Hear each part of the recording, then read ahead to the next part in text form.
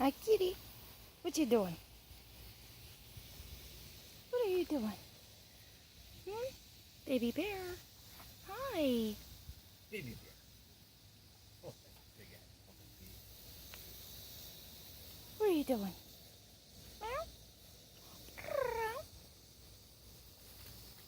Just exploring.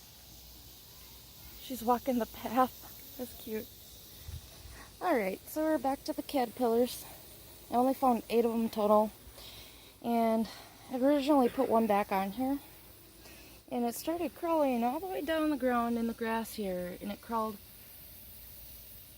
up there by that red pot. And you can see another one going over here. And I think they're going into the 5th instar. As you can see, oh, look at that. They're all crawling up. So I think they're gonna, form their little cocoons and transform into butterflies. So I think that's why they're disappearing. They've had enough of this, and now they're gonna fly away eventually. But the original video that I wanted to show you today was transplanting. Now, sometimes when you get pots, those little stock pots for like $2, the plants come with a fabric wrapped around it. This is like a weird growing fabric, and I really don't like them because they constrict the roots. They say that these decompose and they fall apart, and they kind of do, but as you can see, the roots trying to grow through here, they could be a lot thicker if they weren't hindered by this fabric, and this is pulled off in one big chunk, and I just don't like it. So when I repot them, I remove as much as possible. I think also like the fine roots do grow through it, and then the big ones grow down, and I think maybe that's also part of the purpose, is to make the roots grow south instead of all over and then start winding around the pot. But I kept my sweet potato plants in their little stock pot. It's like a 4-inch stock pot all summer ever since I bought it, and then I transplanted it just now. You can see I was watering this thing heavily about every day, and it's still droopy, and then it started losing its leaves because it's like 1,000 degrees out. So anyway, that's why I transplanted it. It's not in the best pot right now because the tubers on these get pretty long and big, kind of like little mini potatoes that you can see at the store, but these aren't edible. These are ornamental. I mean, I suppose you could eat them, but they're going to be very bitter. So anyway, that's that with the sweet potato. This will get like huge and bushy. I guess I can put a picture up of my other sweet potato that I grew last year. That also had that landscaping fabric or gardening fabric around the root system, and I did pull half of it off, but you can see that it's so much bigger by this time of the year. Now, this plant, it's a spider plant. It's a really thick one. It's got broad leaves. I think I showed this to you guys before. I have. But we had some sort of a caterpillar. They were like black, and they had like orange on them. They weren't fuzzy, and the stripes are going the opposite way. So anyway, that and snails did a number on this plant, and I've pulled a bunch of leaves off, but you can see all the bites taken out of it. That really upset me, but it's all the way in here. So I had to like pick everything off and out of the pot. Now it's just kind of like sitting here. I did fertilize it and give it some water. Now we're gonna go over here and transplant this spider plant, because it doesn't matter how long I water this for, the water just goes straight through the bottom, and you can see all the roots at the top here. Now, stupid fly. They do like to be somewhat root bound, but the soil needs to be able to retain some moisture, and you can see the big one, the big tuber sitting there. So, this is the pot I'm going to be putting it in for now. It's just one of those like dollar ones you can get. It has holes at the bottom. I like to keep the roly-poly bugs out of my pots because we have like a million of them here. So I just take like cheap window screen. I wash this off, that's why it's like wet. So anyway, I cut it to size, and what I do for that, baby bear, she found the pond. I just put it on here, and then I cut the circle around, and then there we go. So when you repot, you're gonna put some soil in there in the bottom, like so. Maybe a little more scoop. And then you kind of want to just even it out and then tap it down. You don't want it to be too compact or anything.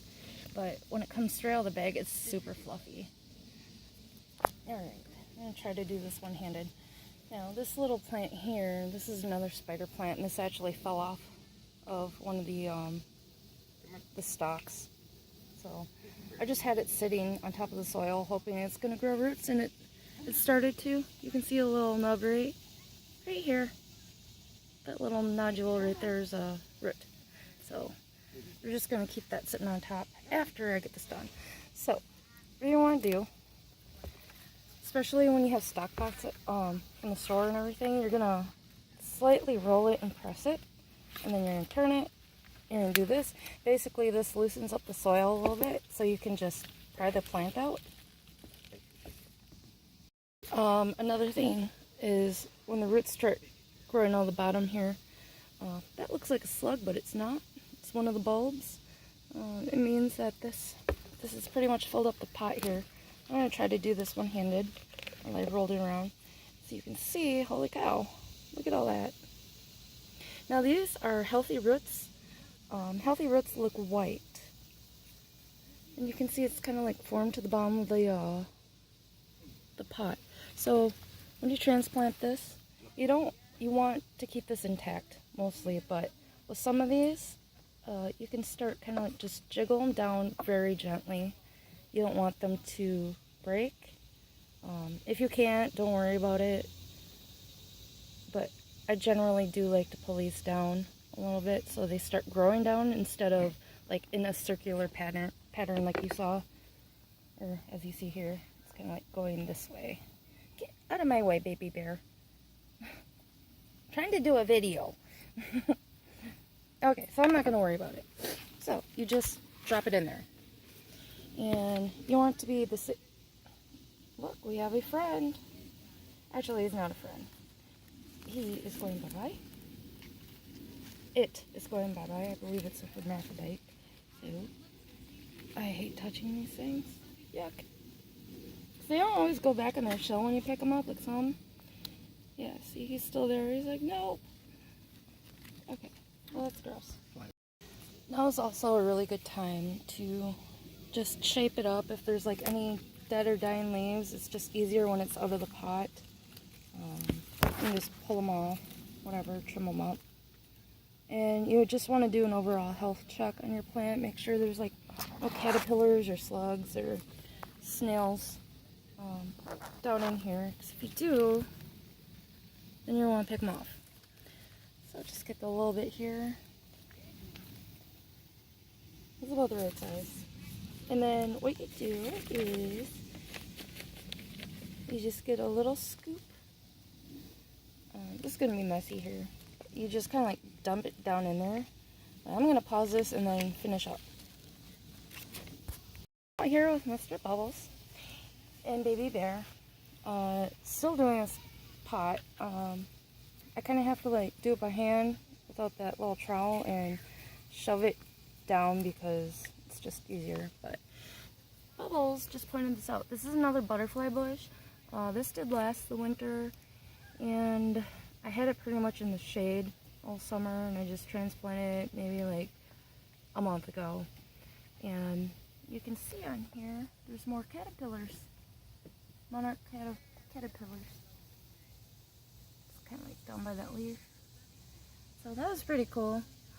This could be, I never noticed them because I didn't look, but they could have crawled over from the other plant that I was showing you, or they could have been hatched on this plant. I don't know. So anyway, back to transplanting. Alright, so I'm not sure how well I got this. I generally like to up pot a couple inches larger because there's more room to shove your fingers down in. But once, oops, we're gonna go down here. Once you get this potted up, you're gonna want to water it in, and it's gonna settle all the dirt down. So you're gonna be able to tell whether you need to add more or not. So, turn the hose on. There's my hand. Okay. And with some of these potty mixes, depending on what you use, most of them are made of peat. I don't really like peat, but it's cheap and you can get it in greater bulk, and you can mix in like compost and whatever else you want, vermiculite, perlite, whatever. So what peat does is it dries out, and then it's harder for it to absorb water. So you just gradually add water. You can see it's still sitting at the top here, kind of. Now it's soaking in, and you want to do this kind of like several times for a nice deep soaking, and it'll settle the dirt in there all nice. But if you start a vegetable garden or anything that needs better care, some plants aren't finicky at all. But if you do a vegetable garden, I would suggest using a better soil. Number one, it's going to have the nutrients you need. And number two, the little river. You like walking in the swamp here? Huh? Nope. What was I saying? Oh yeah. Number two, it will keep moisture in a lot longer. Because, well, I guess it depends on where you live, but we live in southern Illinois, and the summers here can get up to like the hundreds, and it will just like bake down on your plants and dry everything out, and that can stress the plant out. So basically, like all summer, because I've been super busy and super stressed, I've been neglecting my garden. So I'm just going to set this up here. Now generally when you transplant, you want to keep it in a shadier spot so it doesn't suffer from transplant shock. But basically, I watered this really well yesterday, and as you can see, I mean, the surface is dry. Some days it will dry out a lot more, but this is a squirrel. A squirrel did that. I think, or maybe it was that guy. I don't know. I guess he's eating my tomatoes too. Can't really see because of the light. So this is on the north side of the house. It's kind of like at the northeast corner of the house, but it gets sun all day, and evening, afternoon, whatever. So basically, that's pretty much it. I'd really like to know what's going on with this mum here. I've had it for a few years. It just kind of like, it starts dying out. I don't know. I guess I kind of neglected, but yeah. So this is like peat moss, and you can see how far it's pulled away from the side there. That means it's been super dry, and it just does that. What is that? What is that? That's weird. It's like it is a cocoon.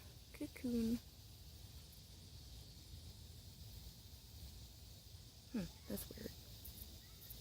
You can see the slug trails here. You want to get